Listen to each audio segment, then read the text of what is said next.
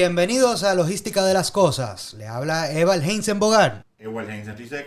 Julio Heinzen. Cristian Álvarez. Y tenemos un invitado especial hoy, el presidente de la Asociación de Navieros, director comercial de T. Heinzen, señor Teddy Heinzen, mi padre.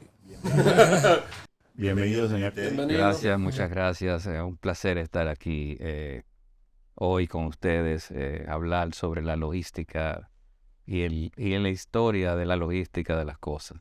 Ese es el propósito. Entonces, tomando en cuenta eso, abrimos el libreto y vamos a montarnos en la máquina del tiempo para ver si empezamos en tu época de Europa, cuando estaba empezando en lo que es el tema. Bueno, hoy tenemos el privilegio de contar con un señor de 50 años de experiencia y los veranos, cuando era joven, con mi experiencia en el sector, estudió en un lugar, Hamburgo, si no me equivoco, Bremen.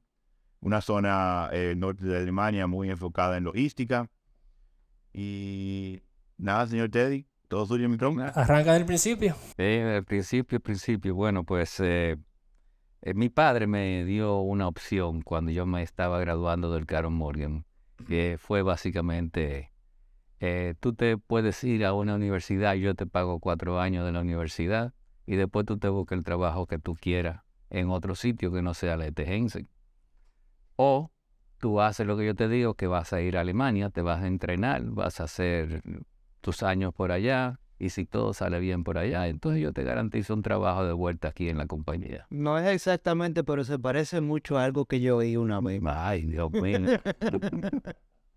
Pero al fin y al cabo uno no se da cuenta de la situación hasta que uno está en el medio de ella. Yo nunca me imaginé que en Alemania uno en realidad tenía un concepto sobre lo que es una educación después de un bachiller muy diferente a la que nosotros tenemos aquí. Uno llega primero a Alemania y tiene que coger cursos de alemán, porque yo no sabía ni pío de eso. Y después de 4 meses... Sí, aprendí. Después de 4 meses intensivos de alemán, entonces me permitieron ingresar a la escuela. La escuela allá es muy diferente a la escuela de aquí. Las universidades allá no dan estas clases, vamos a decir, De titulación. de titulación. Allá tú tienes que ir, trabajar en la empresa que tú quieres ser profesional en esa y al mismo tiempo ir a la escuela. Eso significaba que tú tenías que trabajar en una agencia naviera allá 2 a 3 días a la semana, y 2 a 3 días a la semana tenías que ir a la escuela. ¿Y te dejaban elegir la agencia naviera o No, era- la agencia te aceptaba, que es muy diferente. Y gracias a Dios y a las conexiones que tenía el viejo mío, fue la gente de Hapag-Lloyd en Bremen que me aceptó y empecé a trabajar allá. Un trabajito que yo desconocía mucho, pero para mí fue algo increíble. En ese tiempo no había contenedores. Había que cargar cada cajita que llegaba al muelle. Había que tener un recibo de la caja firmado por el primer oficial del barco, que con ese recibo iba al departamento de, vamos a decir, de documentación, y ahí se hacía los bill of lading. Habían como 90, 100 bill of lading por cada barco que llegaba, que iba para la República Dominicana. Se hacía el manifiesto, todo manual. En Alemania todo. En Alemania, sí. Y había que medir entonces cada cajita que entraba al puerto antes de que se pudiera poner para el manifiesto. Claro que sí, cada cajita. Don Teddy, para ubicarnos en el tiempo, ¿qué año más o menos es esto? Oye, estamos hablando que yo tenía 18 años cuando me fui para allá, o sea que... Tú tienes como 15, ¿verdad? Sí, claro, sí.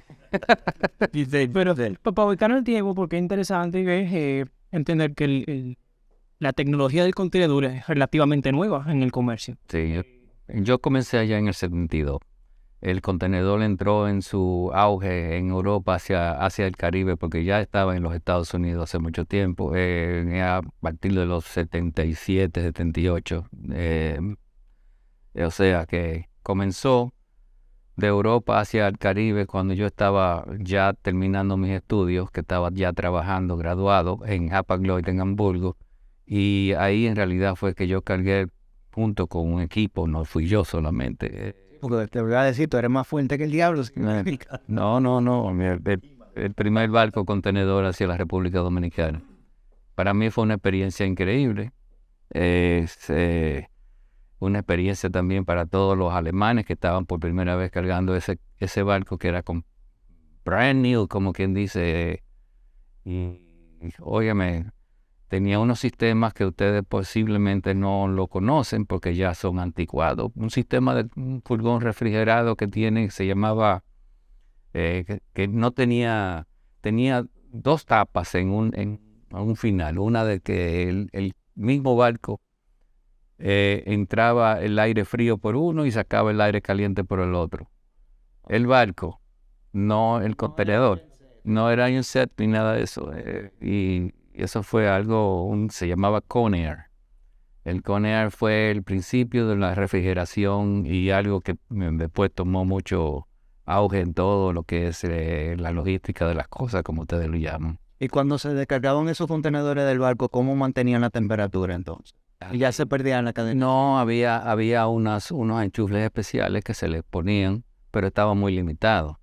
El contenedor que venía así, enfriado, tenía que ya establecerse la secuencia de que tenía que salir inmediatamente y sacar la mercancía lo antes posible, porque no se podía mantener más que en el puerto y en el barco.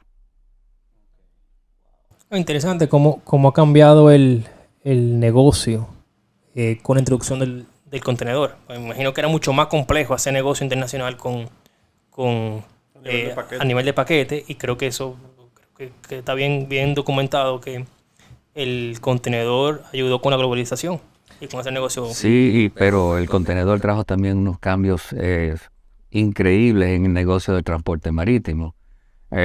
Imagínense que un barco antes del contenedor tenía que ser cargado en holds, en cubiertas y bajo cubiertas. Cada cubierta tenía 3 y 4 pisos que se cerraban una vez cuando se llenaban. Entonces, si tú cargas un barco en Bremen o en Hamburgo para 10 puertos diferentes en el Caribe, tú tenías en realidad que cargarlo sabiamente. El plan de estiva era una cosa esencial, porque tú metías toda la carga que va hacia la República Dominicana en un sitio del barco. Pero tenías 4 puertos todavía que iban a cargar carga para la República Dominicana en ese mismo sitio. O sea, cuando llega a la República Dominicana, ese barco solamente se abre en ese sitio y saca carga de 4 o 5 orígenes diferentes. Y esa es la manera más efectiva de hacer. Pero imagínense ustedes, en ese tiempo habían 4 millones de habitantes, 5 millones de habitantes en la República Dominicana. Había tal vez una tercera parte de carga que venía. Todo se descargaba en Santo Domingo. Y era en realidad, yo me recuerdo cuando venían los cargamentos de whisky, había que poner celadores desde la escotilla del barco a la grúa, el camino de la grúa hacia el almacén, porque ese era el recorrido que hacía la mercancía. Y con todo y eso llevaban pérdida de 15 y 20% antes de llegar al almacén. O sea que imagínense cómo son las cosas. ¿Y en esa época se utilizaban contenedores Ro-Ro o Lolo? ¿O se usaban igual? El contenedor empezó a usarse de 10 pies. Oh, wow. Y eso fue algo que en realidad la línea naviera empezaron a pensar, vamos a facilitar las cosas.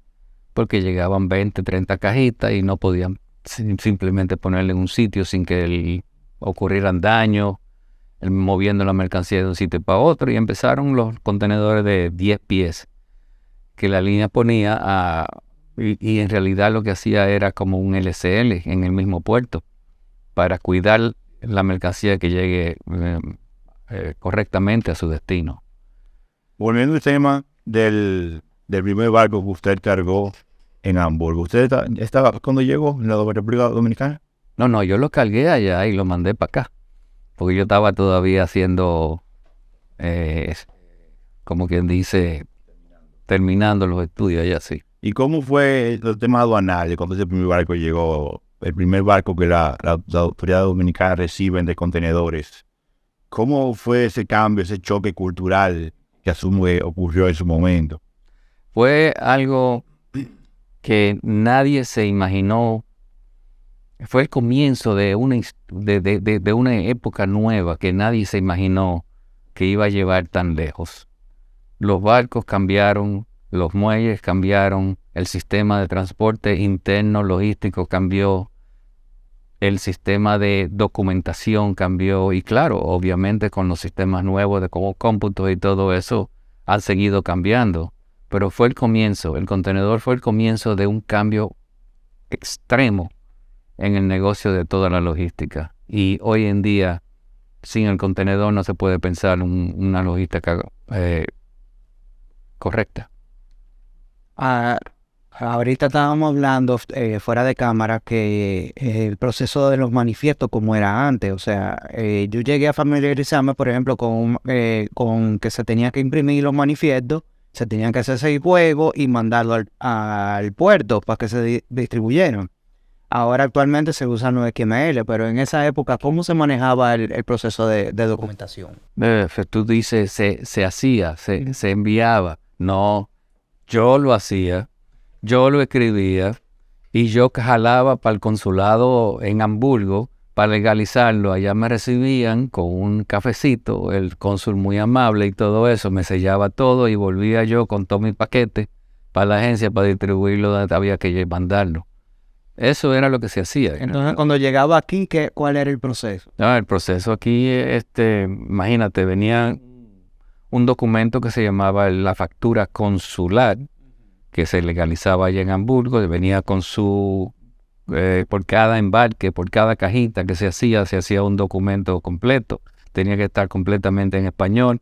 Los alemanes les encantaba eso porque nadie sabía hablar español en ese tiempo. Y fue algo increíble cómo ha cambiado la documentación de la industria naviera. La aduana aquí necesitaba la documentación adicional escrita. O sea, después que llegaban todo el conocimiento de embarque, el manifiesto consular, el manifiesto de la línea, todo legalizado, aquí había que escribir otro manifiesto sumarizando toda la carga que viene en el barco para la aduana. O sea, ustedes se imaginan la cantidad de gente que había que tener para la secuencia de la documentación. Es increíble. Es más, otra cosa increíble. En el barco, cuando llegaba una carga convencional, habían 3, 4 mil toneladas que llegaban como un destino aquí a la República Dominicana. Se cogía 3 y 4 días. Óigame, una ganga, que es lo que se utiliza en tierra, y una a bordo, generalmente eran 2 y 3 gangas que se utilizaban, tenía 32 personas, más otras 30 a bordo. O sea, ustedes se imaginan la cantidad de gente que trabajaban en el muelle descargando y cargando barcos de todos los orígenes, no solamente de ese barco. Es increíble lo que hoy en día, con los contenedores, se ha llegado. Es increíble. Sí, esa es mi pregunta, que hoy sabemos que hoy en día un barco se descarga en apenas algunas horas y sale del muelle en cerca de 24. El gobierno está impulsando eso y se han hecho ciertos avances, que 24 horas tu carga está fuera del puerto. Tomaba 3 y 4 días en esa época desde que se descargaba. ¿Y qué tiempo tomaba descargar el barco, por ejemplo? Bueno, el barco, dependiendo mucho de cuántas gangas se utilizan a la vez, se descargaba y estábamos hablando de que se descargaban tal vez por slinga, se descargaban 2,5 toneladas, que era la capacidad de la grúa del barco. Más de ahí no se podía descargar. O sea, si tú tienes una grúa que tal vez hace 2,5 toneladas, 3 toneladas, y eso lo hace 3 veces a la hora, ya tú puedes calcular cuánto tiempo se cogían 3,000 toneladas. 3,000 toneladas la grúa. No, la grúa no. El barco. Claro. Sí. ¿La grúa cuánto manejamos? 2,5 toneladas, 3 veces a las horas. Para ubicar entonces ahora en el tiempo. Estamos hablando de finales de los 70, principios de los 80. Mediados de los 70, sí. Y entonces te dice tu papá ahí, te digo para acá ya. No, ya de Alemania, Yo cuando estaba en Alemania vi eso muy bueno allá. Yo hasta pensé quedarme por allá, pero ¿Cuánto tiempo duraste en Alemania? 8 años. 8. Pero te dijiste tu papá, ven para acá, van a trabajar en empresas, suficiente Diversión. diversión para allá, ¿no? Fue un cambio. ¿Qué encontraste aquí cuando llegaste y qué te pusieron a hacer? No, primero cuando llegué aquí ya había una persona que trabajaba todo lo que era Hapag-Lloyd. Entonces el padre mío decidió ponerme en el negocio del turismo y empecé a trabajar con Carnival Cruise, que tenía en ese tiempo dos barcos a la semana, uno a Samaná y uno a Santo Domingo, el Mardi Gras y el Carnival. Y fue algo diferente, muy diferente. Nada de lo que yo aprendí en Alemania se utilizó en eso. Cambiaron el esquema completamente. Completamente, sí. Y así en realidad seguimos hasta que empezamos con una nueva línea, un nuevo concepto que empezó en la República Dominicana, que fue la Naviera de Puerto Rico, que comenzó su negocio con una barcaza que apenas 52 contenedores, roll-on, roll-off, que venía desde San Juan hacia Boca Chica. Y eso sí fue algo bien interesante. Me recuerdo, Ciudad de Funchales. No, ese fue un barco. Ese fue uno de los barcos. Sí. ¿Cómo fue en su inicio y cómo ese negocio fue cambiando? Prosperó todo eso en ese tiempo. Recuérdense que Puerto Rico en ese tiempo era un país con volumen de carga y siempre lo ha sido porque en Puerto Rico no se produce nada. Así que había una red muy sofisticada de transporte marítimo desde Estados Unidos hacia Puerto Rico. Y lo que se hizo fue con una barcaza fue encadenar esa red sofisticada hacia la República Dominicana. O sea, nosotros enviábamos carga de aquí a Puerto Rico en la barcaza, que después de Puerto Rico se enviaba hacia Estados Unidos y a mismo Puerto Rico también, porque empezamos a evolucionar lo que es el mercado refrigerado en Puerto Rico. Los productos dominicanos empezaron a venderse refrigerado, todo lo que es fresco, y eso surgió un volumen increíble. De repente se estaban vendiendo en Puerto Rico 40, 50 contenedores refrigerados semanales de frutas y vegetales, que eso no existía anteriormente a eso. ¿Y cuánto tiempo les cogió desde que empezaron Naviera de Puerto Rico a llegar a ese volumen? No más de un año. No más de un año. Sí.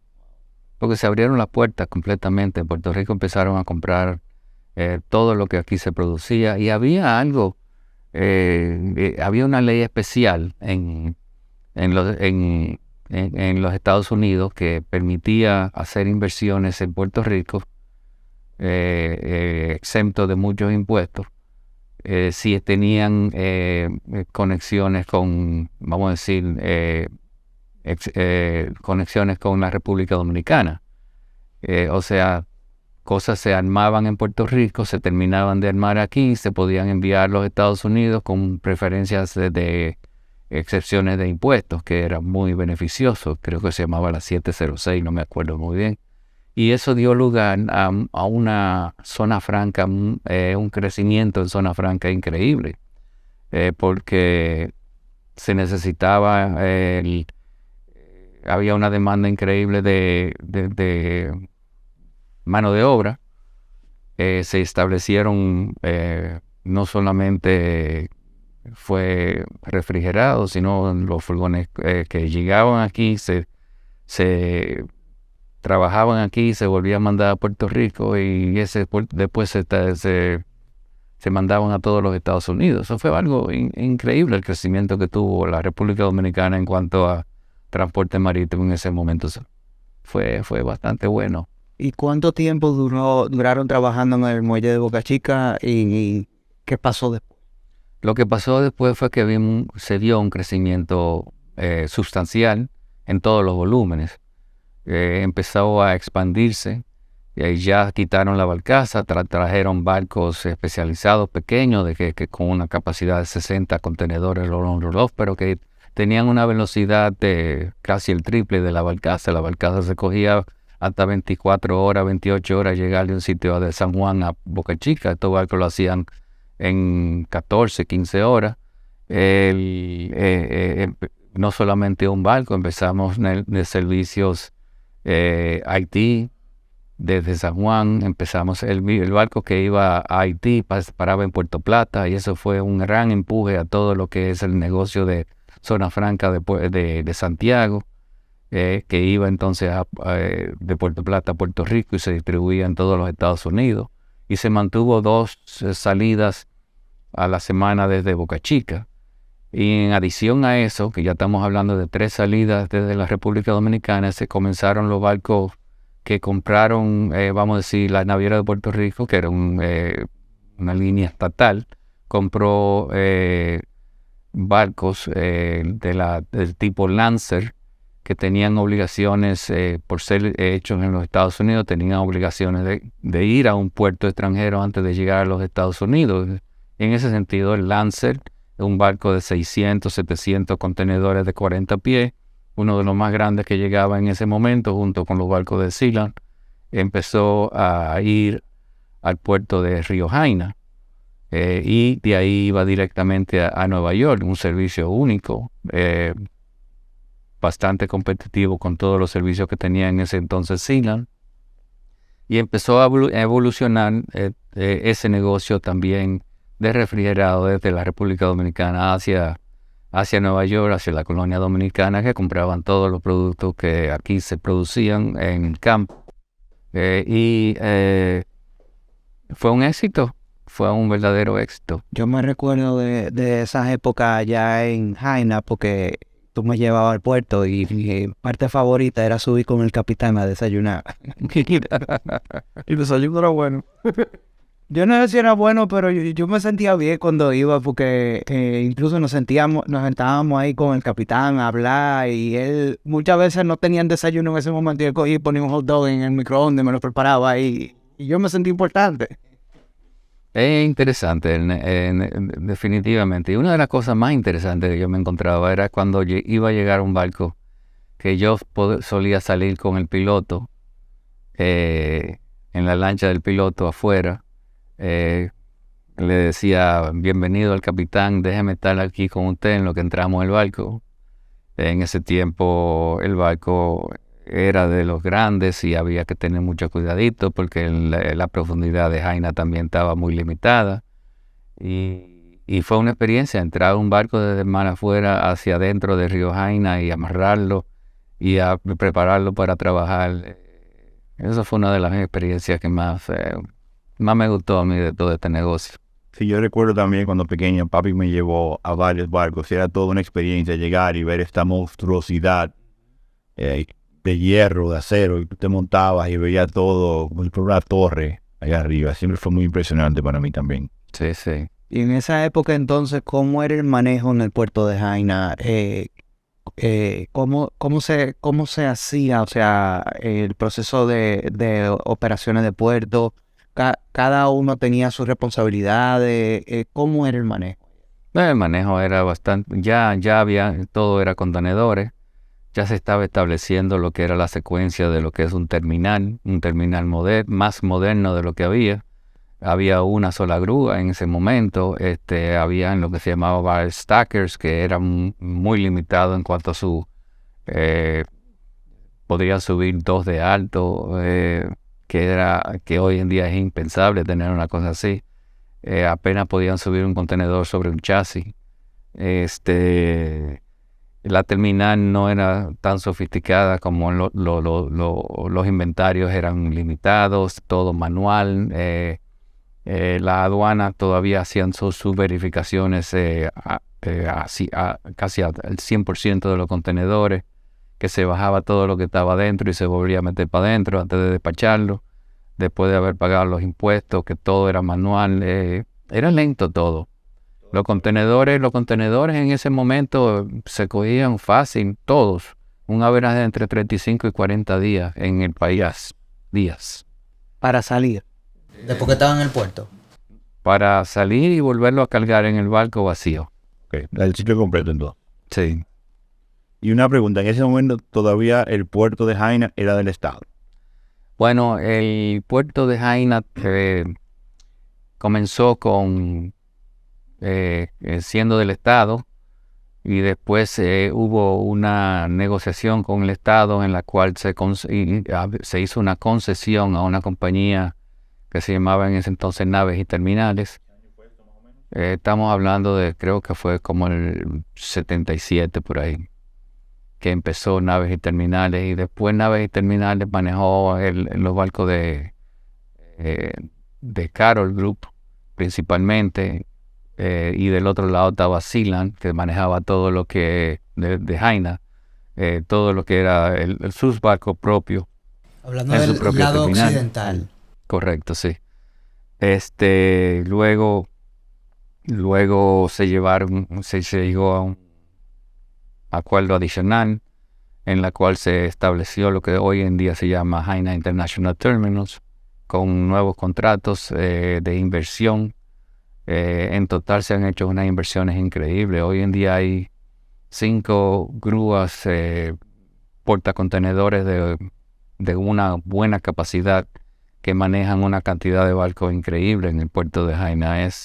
Y todo está sofisticadamente establecido en computadoras. Se llevan una terminal muy profesional hoy en día que tenemos aquí en la República Dominicana.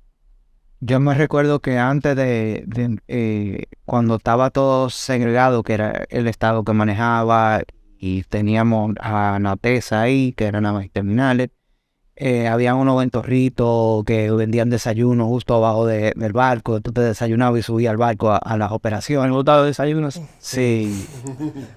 Entonces después el cambio que hubo una integración de todo el sector naviero para poder privatizar el puerto y hacer un manejo más profesional, retirar todos esos ventorrillos y hacer una especie de limpieza de la operación en sí, para que solo lo que era parte del puerto en sí, de la operación del puerto, trabajara dentro del puerto. Sí, hay que mencionar en todo eso que el negocio naviero es un negocio de mucha inversión.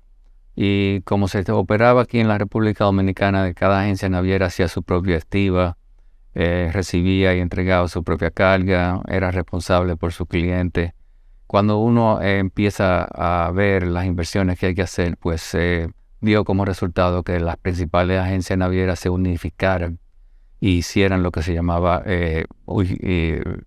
una terminal más eficiente y sofisticada.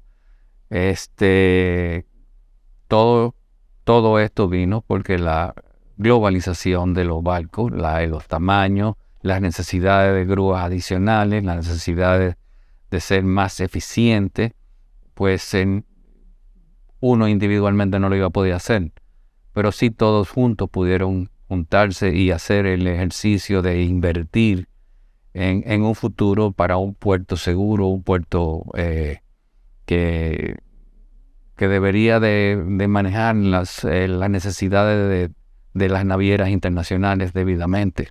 Fue algo que me llamó mucho la atención cuando yo entré a la industria, en el negocio, de que las flotas navieras no dejan de ser competencia de nosotros, pero en muchos negocios son socios, Somos aliados. somos aliados, porque y trabajamos por el bien común.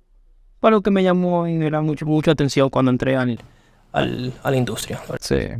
Lo interesante que pasa, creo que no sé si pasa en mucha otra industria, pero creo que vale la pena mencionarlo y es muy interesante. Es muy interesante. También tenemos que ver que la industria no se para solamente con un puerto. En su momento dado, Sealand vio la necesidad, debido a que tenía barcos grandes, de hacer una expansión en otro sitio. En ese momento se pensó en varios sitios y se decidió al final en Caucedo. Y Sealand fue la que tuvo la visión de que el país necesitaba un puerto adicional que pudiera manejar por donde venían los barcos de gran tamaño, y por eso surgió en ese momento el Caucedo, y Caucedo surgió con la participación de todos los que estaban en los agentes navieros que estaban en Jaina, y también con Sealand hicieron un esfuerzo en conjunto y dio como resultado que se hizo la inversión necesaria en ese momento para empezar a trabajar en el puerto de Caucedo. Y hoy en día ese puerto maneja más del 60% de los contenedores del país, que sin ese puerto y sin esa visión específica, pues hoy estaríamos en una situación muy, muy difícil para poder manejar todas las necesidades de transporte y de logística de este país. Ubicándonos un poquito más el día de hoy, ¿puede hablarnos un poquito más de la experiencia de lo que fue la pandemia para el mundo logístico, pre-pandemia, pandemia, Al sector naviero. al sector naviero, todo el sector logístico también? ¿Cómo lo manejaron? ¿Puede hablar un poquito de poniéndolo más en contexto de los últimos años? Oye, fue una crisis increíble, en realidad increíble. En el 2019 las cosas estaban andando muy bien para todas las navieras que habían quedado, porque hubo una crisis en el 2008, entre 2008 y 2014, en la cual quebraron 11 de las principales navieras del mundo. Las que quedaron tuvieron que comprar muchos de esos barcos que quedaron a la deriva, como quien dice, y los contenedores. Las 6 navieras grandes que quedaron, la Maersk, la CGM, la Mediterranean Shipping, el Hapag-Lloyd y otras, en realidad tuvieron un auge bastante competitivo durante el tiempo previo a la pandemia, pero se pudieron centralizar en sus negocios principalmente de China. Cuando comenzó la pandemia, en el 2020 hubo un descenso de casi un 20% de negocios desde China hacia el mundo. Ustedes se imaginan lo que es el 20% de los barcos que estaban bien utilizados, que de repente estaban sin hacer nada, y los contenedores y los puertos todos cerrados, cuando las necesidades del mundo eran obvias. La necesidad del mundo era seguir comprando, porque la gente tiene que seguir comiendo, tiene que seguir vistiéndose, tiene que seguir, aunque no podían salir por el COVID, pero tenían que seguir Querían seguir comprando papel de baño, que se volvió un tema también. Correcto, pero así empezaron las cosas. Y el hecho de que después de 4 o 5 meses con un 20% menos de carga mundialmente, de repente hay un 20% más de demanda en el mundo. O sea, un crecimiento de un 40%. 40% sobre el volumen. Esto dio lugar, obviamente, de la crisis de los fletes caros, porque cuando hay una demanda tan grande y una poca capacidad de transporte, pues simplemente los fletes suben. Esto dio lugar a casos extremos de falta de ciertos productos en ciertas oportunidades. Dio lugar crecimiento en logística para poder llevar a cabo el transporte de mercancías a los sitios que en realidad son necesitados. Dio lugar a muchas cosas nuevas que hoy en día los cogemos eso como día a día. E-commerce. Pero aprendimos con todo esto, y que se conste que en ningún puerto paró aquí en la República Dominicana, ninguna agencia paró su trabajo. Por todo esto se hizo de casa lo que se pudo hacer, pero diferente. Todo más sofisticado, todo más computarizado, todo muy diferente. Y hoy en día, a final de 2022, hemos visto cómo la normalidad ha llegado, y estamos hablando de que a principios de 2022 todavía teníamos flete de unos $17,000 por furgón desde China hacia acá. Y hoy en día ya están en $4,000 o $3,000 los contenedores. O sea, hemos vuelto a una normalidad. Pero ¿cómo llegamos a esta normalidad? Las 5 o 6 líneas navieras tuvieron que enfatizar todas las ganancias que han tenido durante todo este tiempo para fabricar barcos más grandes, con más capacidad, viendo hacia un futuro donde el comercio tiene una importancia increíble con respecto al transporte. Y hemos visto cómo se está normalizando el sistema, normalizando la logística, volviendo a lo que éramos antes previo al COVID. Y la logística durante la pandemia se volvió como trending topic. O sea, era algo que antes la gente tomaba for granted, de que estaba ahí, el producto llegaba porque sí, porque por hora de caer del cielo y estaba ahí. Pero la gente se dio cuenta por la pandemia la importancia que tiene la industria en nosotros para abastecer al mundo entero. O sea, es algo, y creo que parte de la gente se dieron cuenta de la importancia de la industria y fueron profesionalizando sus procesos. Creo que es algo que trajo la pandemia. Sí, previo pandemia tú podías decir que una logística sofisticada era just in time. Just in time sin inventario. Y eso era para muchos negocios esencial, porque el costo estaba envuelto en un inventario.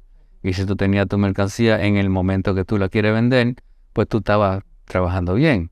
Entonces, cuando hubo interrupciones en lo que es el transporte y la logística, entonces empezaron a recalcularse los negocios.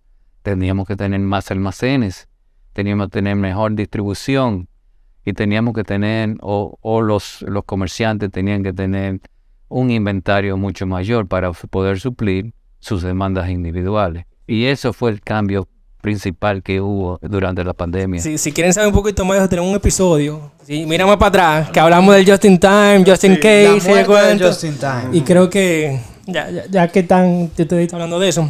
Ya hablamos de la actualidad, entonces un tema interesante a tratar. Hay muchas teorías sobre qué va a pasar a partir de enero. Se habla de que vienen unos primeros 6 meses que van a ser bastante difíciles, pero que habrá una recuperación en los próximos 6 meses. ¿Qué tú puedes compartir con nosotros sobre cómo tú ves el negocio naviero en el próximo año y quizás en los próximos 5 o 6 años? Saca tu bolita mágica. ¿Qué dice, qué no dicen?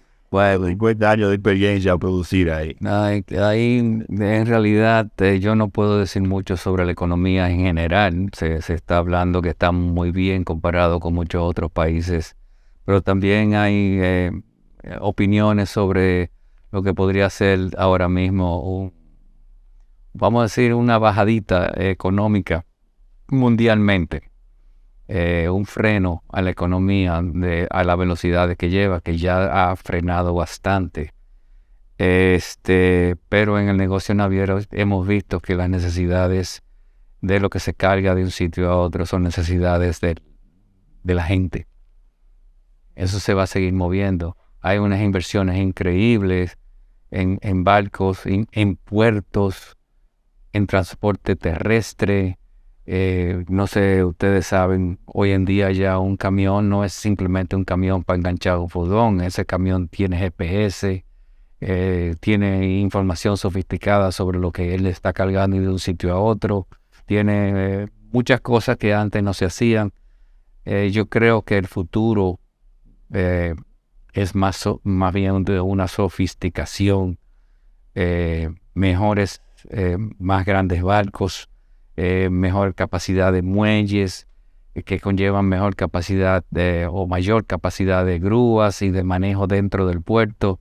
Se está hablando de un tren que va a ir de los puertos en el sur hacia Santiago. Se está hablando de muchas ideas que conllevan también una tremenda inversión.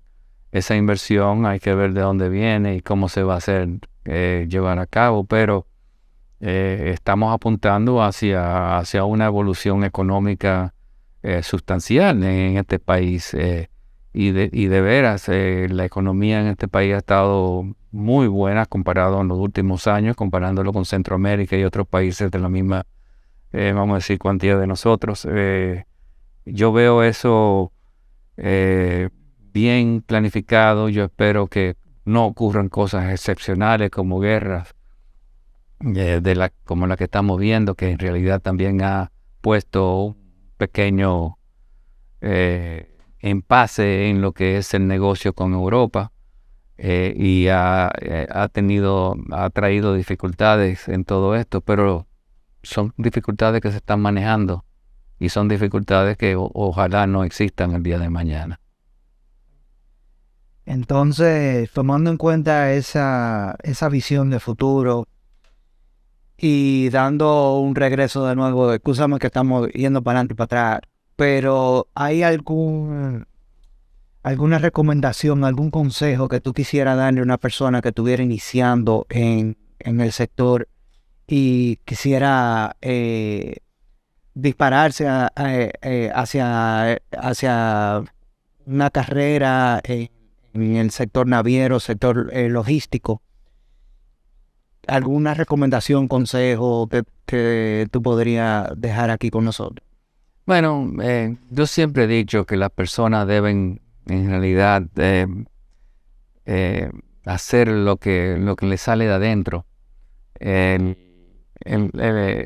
negocio naviero es un negocio como muchos otros, pero tú vas a ser médico, a ti te gusta la medicina, tú vas a ser banquero, a ti te gustan los intereses, tú vas a ser, vamos a decir, en el campo, a ti te gusta sembrar la matica. Tú tienes que ir al puerto y ver como joven antes de tomar una decisión de lo que tú quieres hacer y tratar de experimentar los diferentes ámbitos que se te puedan ofrecer y en realidad definir si esto es lo que me gusta, esto es lo que yo quiero hacer el resto de mi vida, porque no hay nada peor que después que tú escojas una carrera que tú brinques para otra.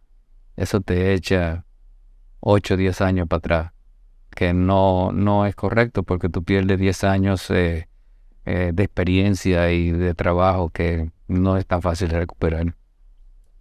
Y tomando en cuenta esa recomendación, en la industria el negocio nosotros tiene un futuro, o sea, parece que es muy bonito con todo el tema del hub, con todo el tema del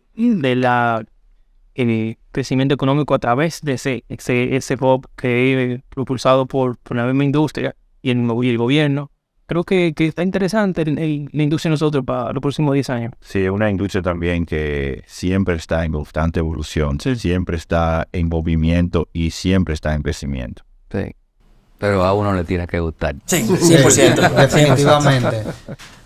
Bueno, señores, yo creo que este ha sido un tremendo episodio. Increíble compartir los conocimientos y conocer de lo que ha sido la historia vivida. Para el contenedor. Precontenedor, exacto. Precontenedor. Vista y vivida por los ojos del señor Teddy, compartida con nosotros en este día. Va a ser un muy buen episodio, tremenda información. Muchísimas gracias, señor Teddy, por estar aquí con nosotros y compartir todo esto. Bueno, para mí ha sido un verdadero placer. Gracias por invitarme. Y vienen más invitaciones para adelante también. Tenemos muchos episodios que podemos hacer de esto. Con esto nos despedimos y muchísimas gracias y hasta la próxima.